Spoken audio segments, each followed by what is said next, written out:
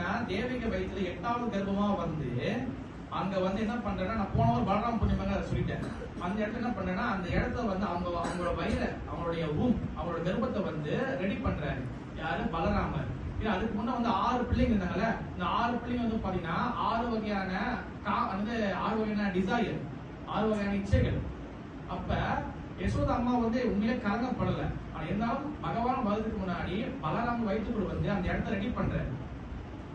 Ready பண்ணிட்டு அதுக்கப்புறம் வந்து பாத்தீங்கன்னா அவர் வந்து அங்க வந்து ரோஹிணி எடுத்து போறாரு.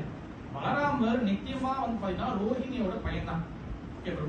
அப்ப இங்க 7வது வந்து பாத்தீங்கன்னா அபார்ஷன் ஆச்சு போல அப்படின்னு சொல்லிட்டு அந்த அந்த 7வது பிள்ளையோடைய என்னது அந்த அபார்ஷனை வந்து அவங்க வந்து கன்சிடர் பண்ணல.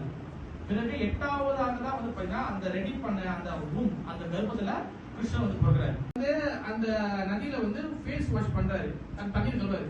தண்ணி கழுவும்போது என்ன பண்றாரு, ஃபுல் ஃபேஸ் எடுத்து தண்ணிக்குள்ள உள்ள முக்குறாரு. அங்க பார்த்தா அங்க கிருஷ்ணன் உள்ள குதிக்கிறாரு. தண்ணிக்குள்ள கிருஷ்ணன் நீந்தி இருக்காரு. அவர் என்ன பண்றாருன்னா, சரி அங்கே ஏதோ ஒரு ரிஃப்ளெக்ஷன் தான் போடுது.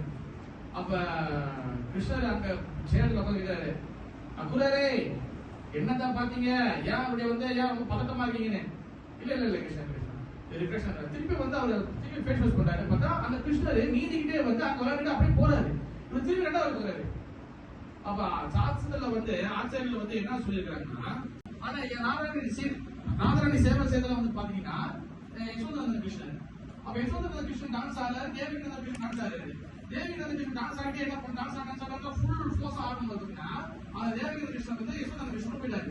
இப்ப என்ன ஆச்சு, ஃபுல்லா வந்து பம்மனை சுத்தம் போது பாத்தீங்கன்னா அந்த காசிக்கு சுத்தம் போது ரெண்டுமே சுத்தமா இருக்கும். கட்சி வந்து 1000 இருக்க அந்த மாதிரி பாத்தீங்கன்னா காசு சுத்தணும் மேசையில எப்படி வந்து 2 நாள் சுத்தமா இருக்கும். அப்படின்னா டக்குனு அந்த காசு ஒன்னாயிடுச்சு. அந்த மாதிரி வந்து பாத்தீங்கன்னா கொட்டி ஒரு விஷயம் தான் இருக்காரு.